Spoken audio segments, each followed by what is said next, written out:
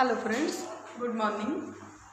So in last lecture we were studying the differences between compound and electron microscope, and in last lecture we discussed about the first property of the microscope, that is the illumination.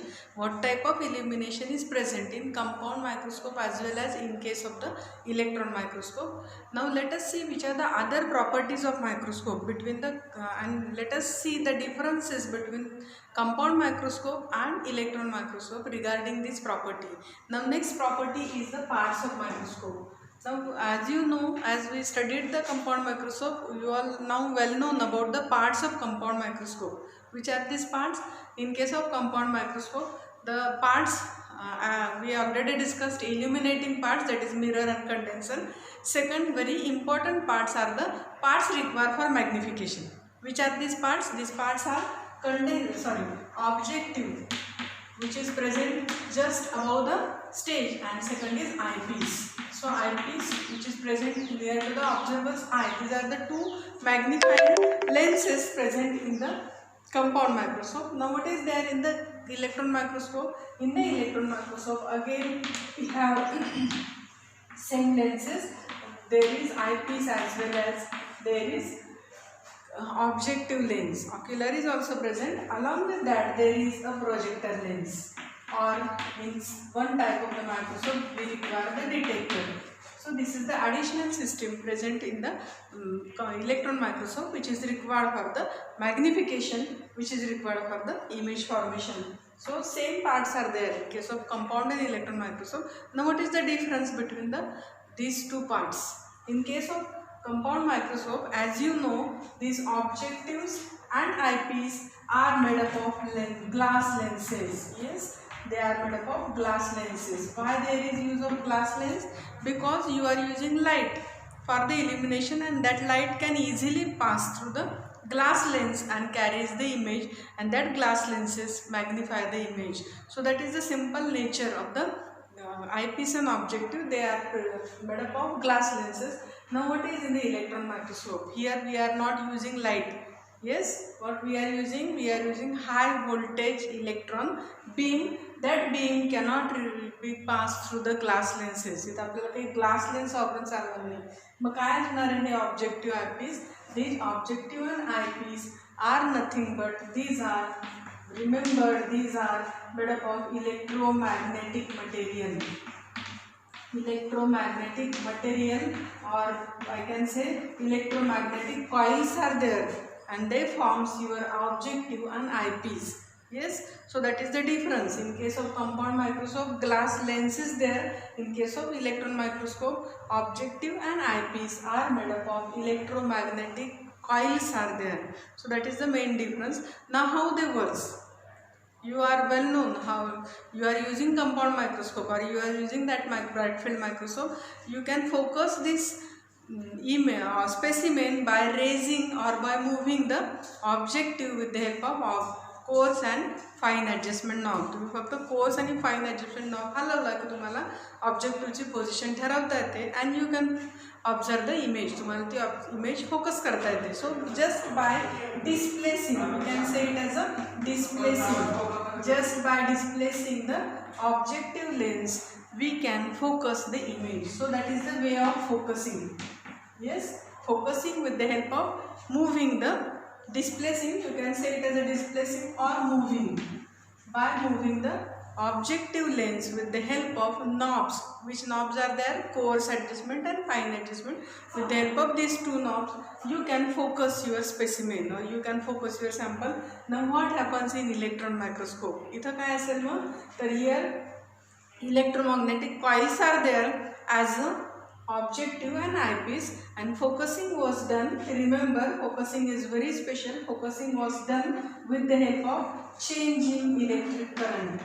These electric current, these coil, electromagnetic coiled objective or electromagnetic objective and eyepiece are given with the electric current. They are supplied to the electric current. You just change the voltage of electric current, and that is helpful for the focusing of the specimen. So remember, focusing was done with the help of changing voltage of electric current supplied to these electromagnetic objective and electromagnetic lenses in case of electron microscope, and to that of the compound microscope just you move the objective and focus the specimen. So that is the difference between parts of the focusing parts, magnifying parts of the compound microscope. Here the same function was performed in case of compound microscope. Objective and eyepiece perform the magnification or they enlarge the image. Here also objective and eyepiece, which are electromagnetic, they magnify the image. The additional lens is there, additional part is there, it is called as projector or detector. They are required for projecting your magnified image on the projector screen or on the computer. The another difference is in case of compound microscope, you can observe magnified image directly by eyes. So you directly are going to observe the image by eye, but in case of electron microscope, image was fall on the screen, photographic screen, or there may be use of computer screen to observe the image. So that's required the projector. Projector is required to project that image obtained from the electromagnetic objective and eyepiece on the computer screen. So that is the another difference. So these are the parts required for the magnification. Now there is another part which is very important in the any microscope, and that is the specimen, where you are taking your sample. In case of compound microscope, sample was taken on the glass slide. Yes, you are usually preparing the specimen on your glass slide. बरोबर, slide घेता तुम्ही, त्याच्यावर sample prepare करता, smear करता, stain करता, and you are observing that sample. So that is the nature of sample. Glass slides are used which are placed on the mechanical stage or stage, and with the help of mechanical stage you can move your slide. So that is the nature in case of compound microscope. What is there in the electron microscope? Electron microscope मध्ये specimen कुठे असतो? The specimen is present just above the objective. ऑब्जेक्टिव्हच्या वरच असतो, ऑब्जेक्टिव्हच्या खाली असतो, पण कसा असतो तर there is no use of glass slides. Glass slides are usually not use. Glass slide वापरताच येणार नाहीत आपल्याला, because we are using high voltage electron beam with high voltage is there, so we cannot use glass. Instead of glass there is use of copper grid which is carbon coated. Copper grid is used, and that copper grid means कॉपरचे विटेसारखे एक slide असते. विटा तुम्ही बघितल्यात square आकाराचे, square शेपचे, तसेच कॉपरची एक square बनवलेली असते. It is called as copper grid, which was from the top it was coated by carbon coating, and on that carbon coating you can take your sample. So that is the nature of slide. See, there is difference between the nature of slide. In compound microscope, glass slides are used. In case of electron microscope, copper grid is used, or carbon coated copper grid is used. Now it is the method of preparing sample. Sample तयार कसे करतात compound मायक्रोस्कोपमध्ये? Just you stain that with the help of aqueous stain. तुम्ही तुमचे पाण्यात तयार केलेले जे स्टेन आहे, for example methylene blue, crystal violet, safranin, you just pour that stain on the slide, hold it for some time and wash the slide. That is the simple method for the preparation of sample is very simple. That is called as a staining. त्याला आपण काय म्हणतो? Staining म्हणतो. इथं staining करतात का? Before that there is another one important thing is, here the samples taken are usually dead, or in some cases we can observe the live samples. Compound मायक्रोस्कोपमध्ये आपण डेड सॅम्पल्स जनरली बघतो, और in some cases examples like observing motility. When you observe the motility then there is use of live samples. So dead or live samples can be used for observing in case of compound microscope. In case of electron microscope only dead samples are observed. फक्त dead sample आपल्याला बघता येतात, live sample कधीही electron मायक्रोस्कोपला बघत नाहीत. Dead samples. The preparation of sample, procedure for preparation of sample is very complex. इथं method खूप simple आहे स्टेनिंगची, इथं तसं नाही आहे. Method is very complex. You have to dry the sample by repeated drying, अल्कोहोलनी रिपीटेड डिहायड्रेशन स्टेप्स करून ते सॅम्पल ड्राय करावं लागतं. Totally dried water free sample. Suppose your sample remain a water molecule that may interfere that electron beam, so your sample should be totally water free. So that requires some complex method. At the same time we have to cut the sample in case of certain electron microscopy. So that is the sample preparation.